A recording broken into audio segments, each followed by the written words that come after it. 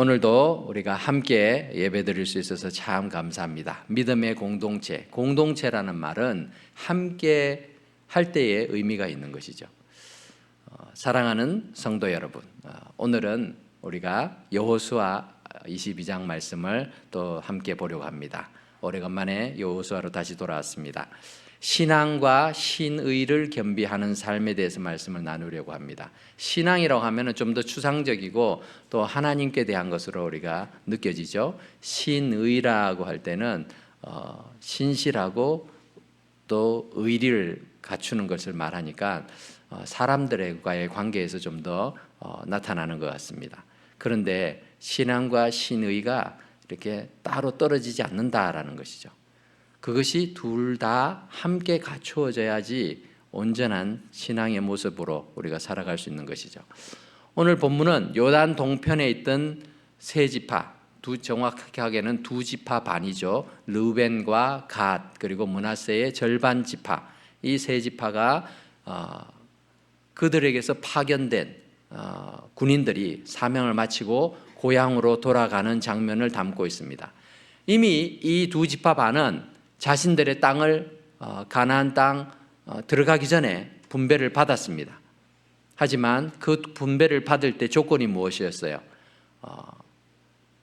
나머지 형제들, 다른 지파들이 다 가나안 땅에서 땅을 분배받을 때까지 자기들도 전쟁에 참여하겠다라고 약속을 한 것이죠.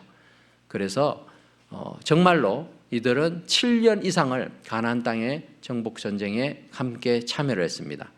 이 모습은 단순한 군사적 협력이 아니라 하나님 앞에서의 신앙과 사람 사이의 신의를 보여주는 귀한 본보기입니다. 오늘 우리는 이 말씀을 통해서 세 가지 핵심 교훈을 함께 나누려고 합니다. 그림에서 보듯이 이렇게 므낫세와 갓, 르우벤 지파는 요단 동편에 그렇게 땅을 분배받았어요. 가나안 땅 들어가기 전에 이미 우리는 이 땅이 좋습니다. 여기서 살게 해주십시오. 그때 모세가 뭐라고 했습니까? 너희가 형제들 놔두고 너희들만 땅 차지하고 여기서 안주하려고 하느냐? 그렇게 말할 때 아닙니다. 우리가 다른 형제들이 다 가나안 땅에서 땅을 다 분배받을 때까지 우리 중에 싸움을 잘하는 그런 병사들, 형제들을 다 보내서 제일 먼저 적진의 제일 앞에서 싸우게 하고 그렇게 끝까지 우리가 하겠습니다. 그러니까 이 땅 주십시오. 그래, 그렇게 한다면 우리가 너희에게 땅을 준다. 이렇게 약속을 받고 이 므낫세 반지파 그리고 갓 지파, 르우벤 지파가 이렇게 땅을 분배를 받은 것이죠. 그래서 자신의 가족들과 또 최소한의 인원, 그들을 지킬 수 있는 인원들만 남겨놓고 나머지 건장한 청년들, 장년들은 다 전쟁을 하러 같이 갔어요. 자, 이 말씀에서 우리는 첫 번째로 약속을 지키는 신의를 보여준 이 동쪽 지파의 그 충성을 볼 수 있습니다. 믿음의 공동체는 약속을 지키는 신의를 통해서 하나됨을 유지할 수 있습니다. 우리가 그것을 기억해야 됩니다. 약속을 지키는 신의를 통해서 믿음의 공동체가 하나됨을 유지할 수 있다는 거예요. 공동체 안에서 믿음이 깨어지면은 공동체는 더 이상 존재할 수가 없게 되는 것이죠. 가나안 땅 전체의 정복과 각 지파별로 대략적인 거주지역 분배가 마치게 되니까 요단 동편에서 파견 나와서 그동안 함께 싸워줬던 르우벤, 갓 그리고 므낫세 반지파의 형제들을 여호수아가 오늘 본문 1장에서 부르죠. 1절에서 그렇게 불러서 뭐라고 말합니까? 2절 3절을 보면 그들에게 이르되 여호와의 종 모세가 너희에게 명령한 것을 너희가 다 지켰다. 그리고 또 내가 너희에게 명령한 모든 일에 너희가 내 말에 순종하였다.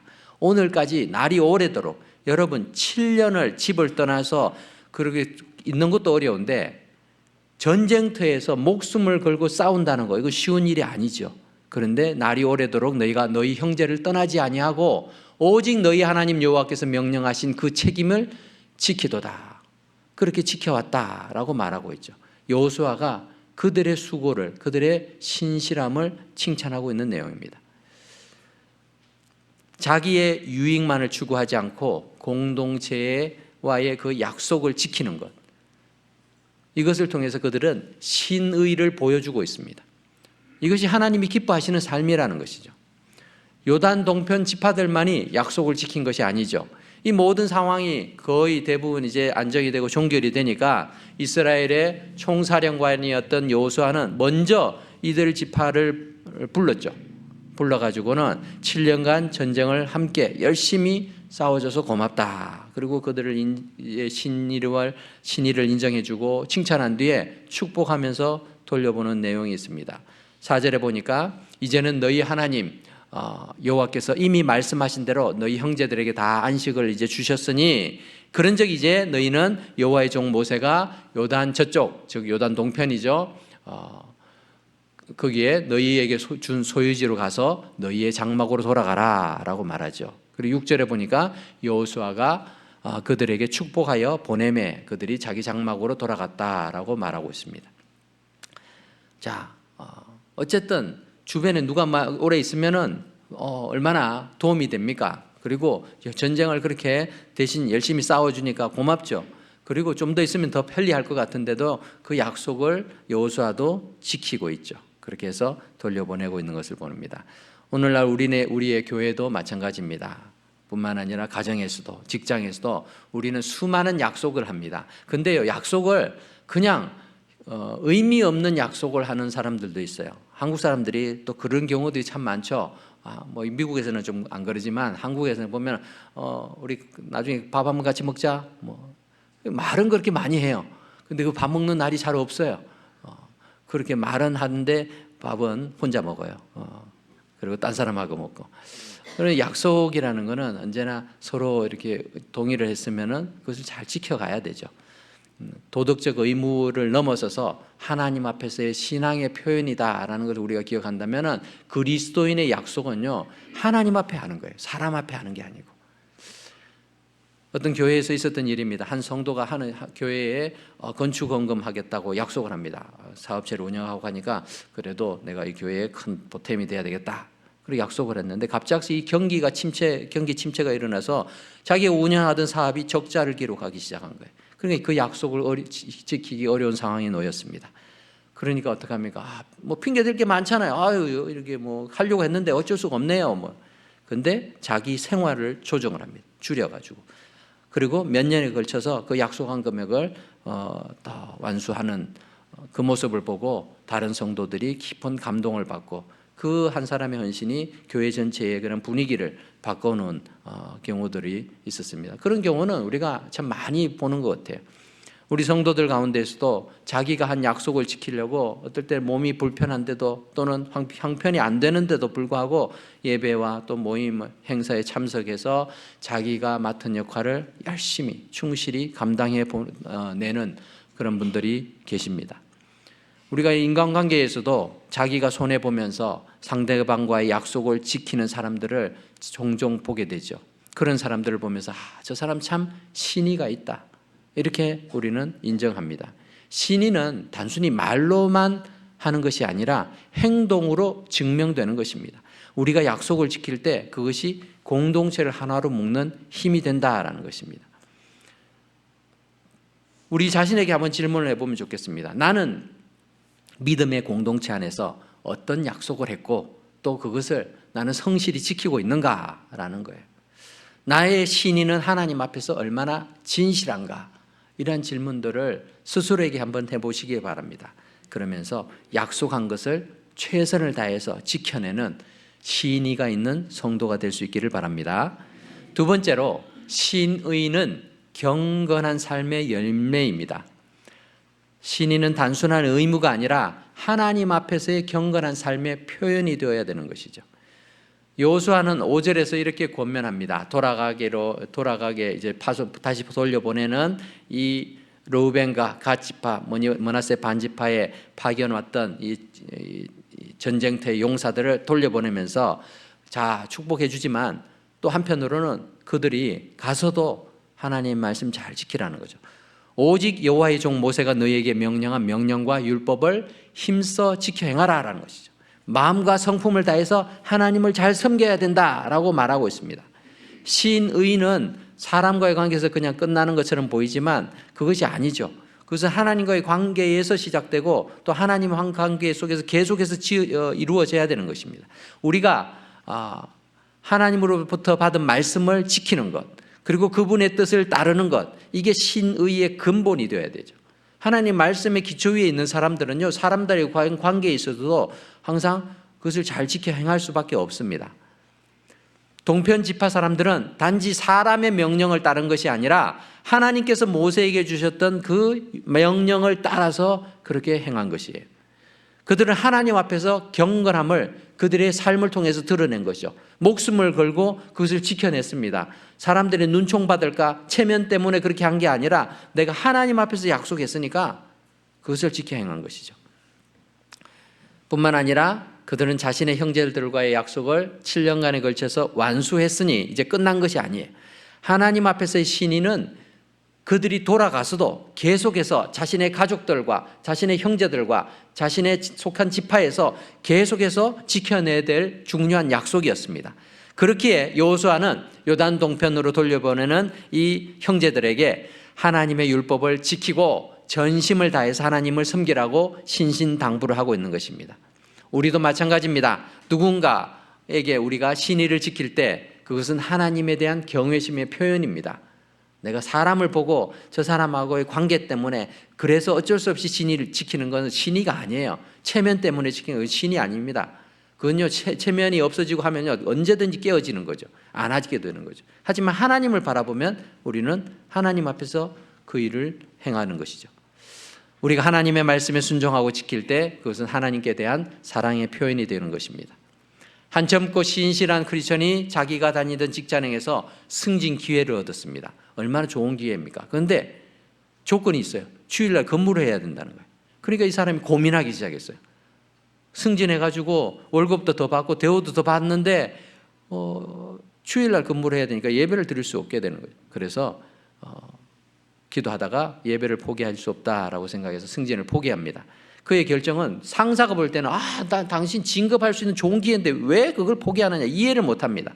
믿지 않는 사람에게 이해를 못하죠. 그런데 몇 달 후에 그가 새로운 기회를 얻었어요. 그리고 그의 신앙의 결정을 보면서 사람들에게 영향을 끼치는 거죠. 선한 영향. 교회 다니는 사람들이 다 그렇지는 않은데 저 사람은 참 신실하게 하나님을 믿는 것 같다라는 인상을 남겼습니다. 신의는 하나님 앞에서의 경건함을 지키는 선택입니다. 때로는 그것이 손해를 보는 것처럼 보일 수 있지만 하나님이 그 삶을 기억하시고 그 결정을 기억하시고 또 갚으신 줄 믿습니다. 1981년에 개봉된 Chariots of Fire라는 영화가 있습니다. 한국에서는 불의 전차라고 번역이 됐는데 이 영화는 지금으로부터 100년 전 1924년 파리 올림픽에 참가한 영국의 육상 국가대표팀의 실화를 다룬 이야기입니다. 여기에 나오는 주인공 중에 한 명이 에릭 리들이라는 사람인데 이 사람은 독실한 크리스천이었고 중국 선교사로 자기의 삶을 헌신한 사람이었어요. 그러면서 준비를 하던 중에 이 사람의 특기가 달리기를 엄청 잘해요. 그러니까 사람들 이제 나중에 발탁이 돼가지고 조국인 영국을 위해서 100m 달리기 국가대표로 올림픽에 참석합니다. 그런데 자기 주종목이 100m예요. 그런데 예선전이 주일날 열린다는 거예요. 그래서 그까지 가가지고 나는 주님 앞에 예배드리는 날 달릴 수 없습니다. 포기를 합니다. 그리고는 주일 예배에 참석을 합니다.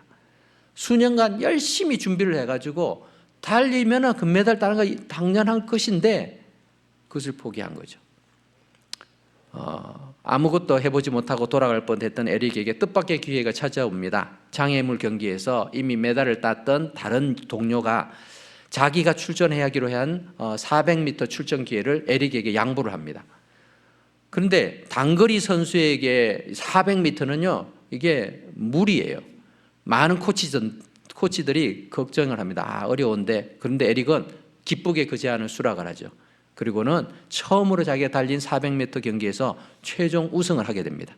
그는 자신이 달릴 때 하나님이 기뻐하시는 것을 내가 느낄 수가 있다라고 하면서 주님의 영광을 위해서 뛰었어요. 올림픽에서 금메달을 목에 걸었지만 그가 오래전부터 주님을 위해서 준비해온 중국 선교의 길을 계속해서 갔습니다. 그래서 에릭은 중국에 가서 선교사로 활동하다가 수감되어 감옥에서 질병으로 순교하게 됩니다. 하지만 에릭 리들은 하나님 앞에서 끝까지 신의를 지킨 믿음의 사람으로 많은 사람들에게 기억되고 있습니다. 우리도 우리 자신을 향해서 돌아봅시다. 나는 하나님 앞에서 신의를 지키기 위해서 어떤 결단을 내리고 있는가? 나의 경건함은 내 삶 속에서 어떻게 드러나고 있는가? 사람들이 볼 때 나에게는 그리스도인의 향기가 전혀 느껴지지 않는 그런 모습으로 살고 있지는 않은가? 우리 자신을 돌아보면서 그냥 무늬만 크리스찬으로 사는 인생이 아니라 정말 진국인 향기가 드러나는 그러한 믿음의 사람 될 수 있기를 주의 이름으로 축원합니다. 마지막으로 공평한 분배와 존중의 공동체의 모습을 우리는 이 지파들을 통해서 볼 수 있습니다. 하나님의 분배하는 그 분배의 방식은 공평하고 그 안에서 우리는 서로를 존중해야 됨을 볼 수 있죠. 본문 8절에서 여호수아는 그들에게 전리품을 나눠줍니다. 자, 열심히 쌓았는데 그래 너희는 이미 땅 저쪽에 좋은 땅 받았으니까 그냥 가라 하고 이렇게 보내지 않고 전쟁에서 수확했던 많은 전리품을 똑같이 나누죠. 똑같이 나눠서 그것을 가져가게 만듭니다. 그런데 그 똑같게 나눈 조건 이게 기준이 뭔가 하면은 지파별로 똑같이 나누는 거예요. 그렇게 나누는데 자, 너희 전쟁터에 참여했으니까 너희가 다 가져가서 잘 먹고 잘 살아라 라고 말한 게 아니라 8절을 보면은 너희의 장막으로 돌아가되 많은 재산과 심이 많은 가축과 은과 금과 동과 철과 의복을 나누어 가지고 너희 형제들과 나누라 라고 말하죠. 이 구절은 하나님의 분배가 얼마나 공평한지를 보여줍니다. 동편 지파들은 전쟁에 참여했고 그에 따른 보상을 받았습니다. 그런데 그 보상은 전쟁에 참가한 사람들만을 위한 것이 아니라 자기 지파에 있는 모든 형제와 나눠야 될 몫이었다라는 거죠. 어떻게 보면 불공평하게 느껴질 수도 있죠.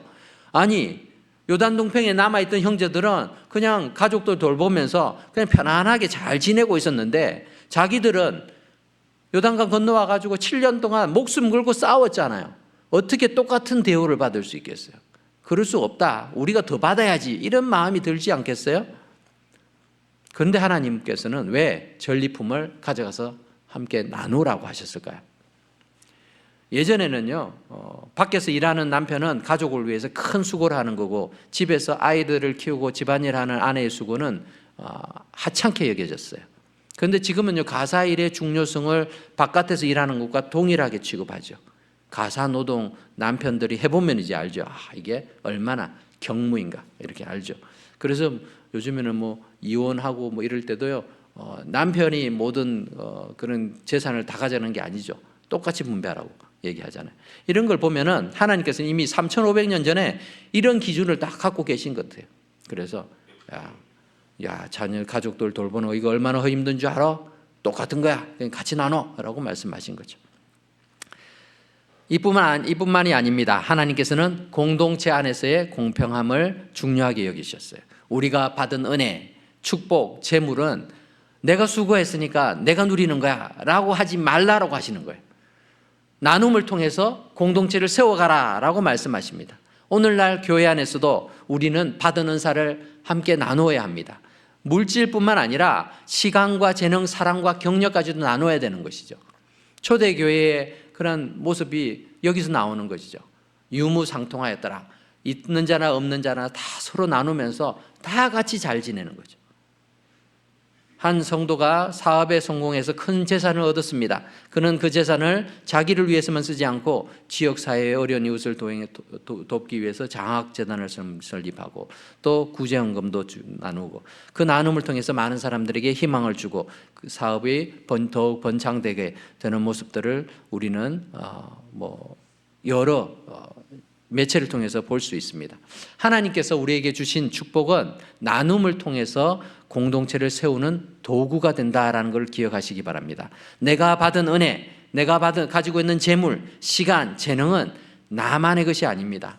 그것은 서로를 존중하고 세우기 위한 것이다라는 것입니다.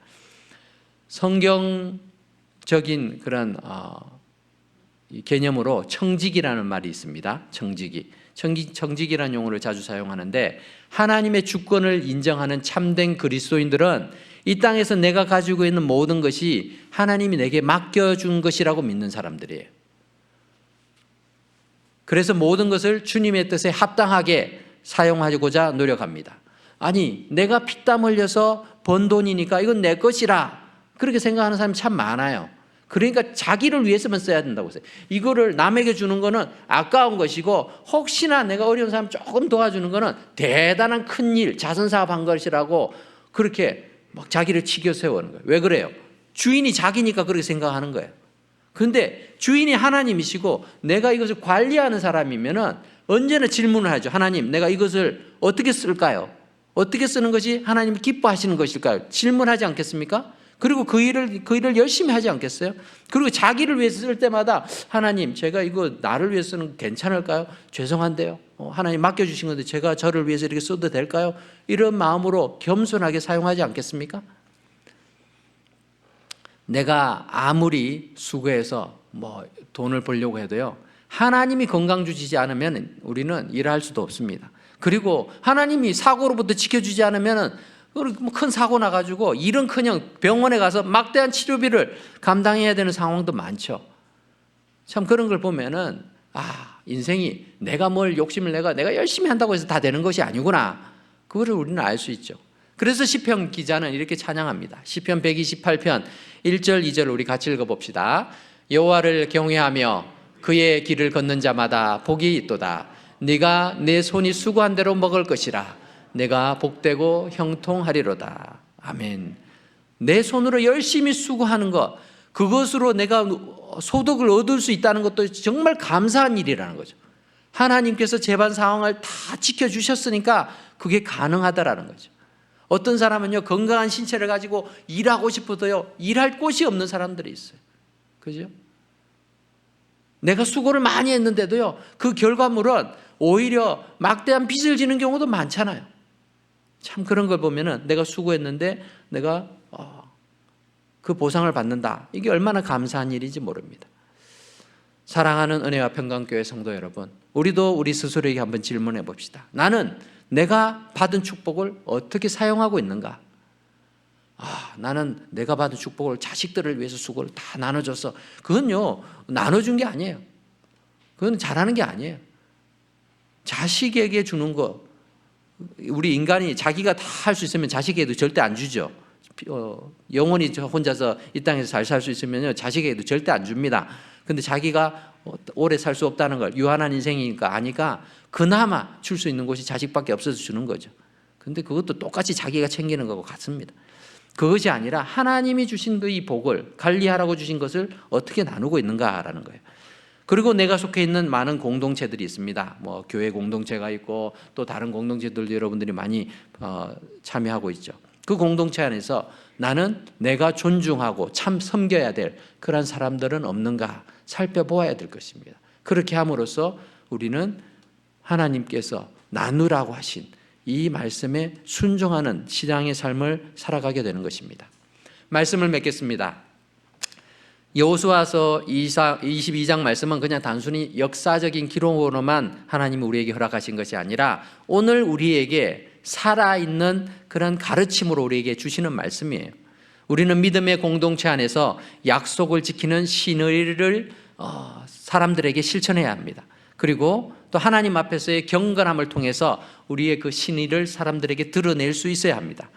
더 나아가서 우리는 하나님의 주신 그런 모든 복을, 은사들을 공평하게 서로에게 나눠주고 또 서로를 존중하며 그렇게 살아가야 됩니다. 이 모든 것을 통해서 우리는 신앙과 신의가 겸비되는 삶을 살아갈 수 있는 것입니다.